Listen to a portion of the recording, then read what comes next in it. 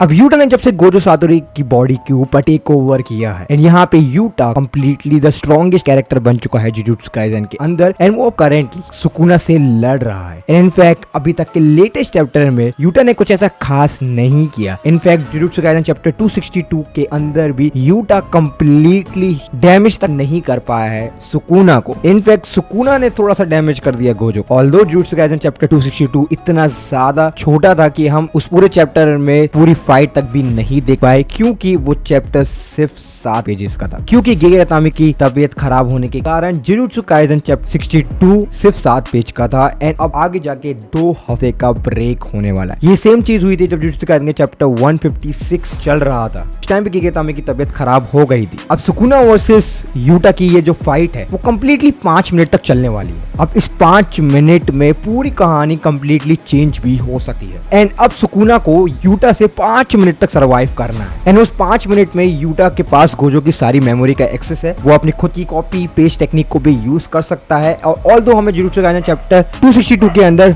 Fully manifested Rica भी दिखाई गई थी। बट यहाँ पे प्रॉब्लम ये थी कि रीका यूटा की ओरिजिनल बॉडी को पकड़ के रो रही थी। अब यहाँ से 2 पॉसिबिलिटी बन के आ सकती है कि या फिर रीका को ये मालूम ही नहीं है कि यूटा ने अपनी सोल को गोजो सातोरू की बॉडी के अंदर डाल लिया है या फिर उसको ये ऑलरेडी मालूम है कि यूटा की सोल गोजो की बॉडी के अंदर है बट यूटा नहीं चाहता कि रीका शिंजुकू में वो बैटल को ज्वाइन करे। But here comes the big question कि क्या गोजो सातोरू वाकई में वापस आ सकता है। वेल डेफिनेटली मैं ये बोलूंगा कि गिगे अतामी को प्रेडिक्ट करना येट टू बी इम्पॉसिबल वाली बात, क्योंकि हमने कभी नहीं सोचा था कि यूटा गोजो की बॉडी को पोजेस करेगा, वो भी गेंजाकू को फुल्ली डिवोर करके। बट स्टिल ये पॉसिबल हुआ। अब भले ही यूटा ने गोजो सातोरू की बॉडी के ऊपर तो रिकवर कर दिए, उसकी बॉडी कंप्लीटली हील ऑफ कर दिए। दैट मींस कि गोजो सातोरू की बॉडी शिंजुकू के अंदर लड़ रही है बट सोल कहाँ है इसका कोई भी जवाब नहीं है। इनफैक्ट शोनेन जंप के ऑफिशियल चैनल में तो उन्होंने 11 घंटे तक की वीडियो अपलोड करी थी जहाँ पे Gojo Satoru in the end of this live stream Gojo airport पे नहीं थे एंड सब लोगों को ये लगा था कि गोजो वापस आएगा। बट स्टिल गोजो वापस आया बट उसकी सिर्फ बॉडी, सोल नहीं। अब सोल एंड बॉडी का सिस्टम जुजुत्सु काइसेन के अंदर कंप्लीटली डिफरेंट तरीके से वर्क करता है। जहाँ पे माहितो की स्टेटमेंट के हिसाब से soul and body completely different होती है। सोल को मैनिपुलेट करना एंड बॉडी को मैनिपुलेट करना कंप्लीटली डिफरेंट होता है। बट केंजाकू की स्टेटमेंट के हिसाब से सोल एंड बॉडी हमेशा कनेक्टेड रहती है। इवन दो अगर आप अब किसी की बॉडी से उसकी सोल निकल जाए या फिर मर जाए बट स्टिल उसके पास उसकी खुद की ओरिजिनल बॉडी का एक्सेस होता है। केंजाकू इस स्टेटमेंट को जब प्रूव करता है जब गेटो अपने आप को ही चोक करने की कोशिश करता है एंड यही सेम चीज टोजी फुजिवारा के साथ हुई थी जब ग्रैनी ने टोजी फुजिवारा को हेल्थ से किसी की दूसरी की बॉडी में मैनिफेस्ट किया था। बट क्योंकि टोजी की सोल इतनी ज्यादा पावरफुल थी कि उसने जो ओरिजिनल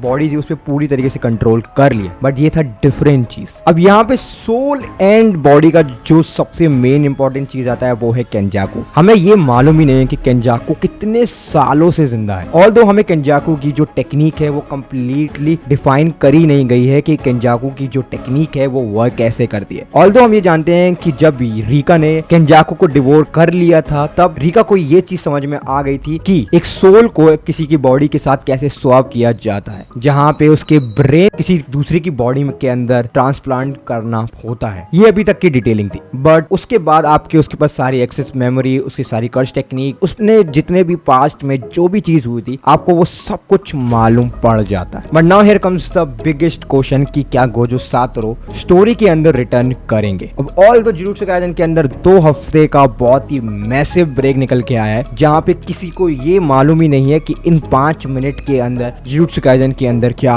होने वाला है। बट मैं बताता हूँ मजा जब आएगा जब ये 5 मिनट फिनिश हो जाएंगे। 5 मिनट के बाद यूटा तक को ये नहीं मालूम है कि मेरी सोल के साथ क्या होगा। अब देखो ये चीज पूरा जुजुत्सु काइसेन के अंदर कोपियम एंड कोपियम के ऊपर ही भरा हुआ है। लोग स्टिल ये बिलीव करते हैं कि गोजो सातोरू वापस आएगा एंड कुछ लोग ये कहते हैं कि गोजो सातोरू को वापस नहीं आना चाहिए, क्योंकि जिस हिसाब से स्टोरी चल रही है वो काफी डिसेंट है। बट प्रॉब्लम ये आती है कि अगर हम सुकुना को स्टिल यहाँ पे हरा देते हैं, हमें तब भी मर्जर से लड़ना पड़ेगा। एंड मर्जर सुकुना से भी बहुत ज्यादा ताकतवर होगा, क्योंकि उस पे सारी कर्स एनर्जी होगी through out the Japan, which means वो इतना स्ट्रांग होगा कि उसको हराने वाला यहाँ पे कोई भी नहीं होगा। एंड यहाँ पे सुकुना मैसिव पॉपुलैरिटी को ऑलरेडी सॉर्सरर को उड़ा चुका है, तो यहाँ पे बचा ही कौन? यूटा। अब यूटा तो सिर्फ 5 मिनट के लिए, यूटा सबसे स्ट्रॉन्गेस्ट है, बट यूटा स्टोरी के अंदर से 5 मिनट तक ही सबसे स्ट्रॉन्गेस्ट है। उस 5 मिनट के बाद यूटा तक को नहीं मालूम कि क्या